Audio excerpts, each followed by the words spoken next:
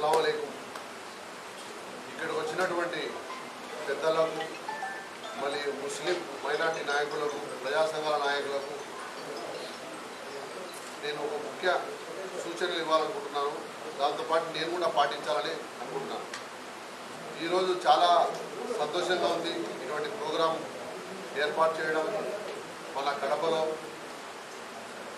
ఎందుకంటే ఇప్పుడు చెప్పారు పెద్దలన్నీ ఏ విధంగా మనకు ముస్లిమ్స్కు సమస్యలు ఉన్నాయి, దాని మీద ఏ విధంగా మనం పోరాడితే మేలు అనే ఉద్దేశంతో ఇదే విధంగా ఇప్పుడు ప్రజెంట్ మన సిచ్యువేషన్ ఏమి, మనం ఏం చేస్తే బాగుంటుంది, ర్యాలీలు, ధర్నాలు, నిరసనలు అన్నీ చేశారు, బాగానే ఉంది. ఇప్పుడు సమస్య ఏమి, ఆ సమస్య మీద మనం ఏ విధంగా పోతే ప్రజల్లో కానీ అధికారులు కానీ ఉన్నటువంటి రాజకీయ నాయకులు కానీ కదలాలంటే మనము ఒక్కొక్కరు చేసుకుంటా పోతే ఆ ఊరికే ఉంటుంది.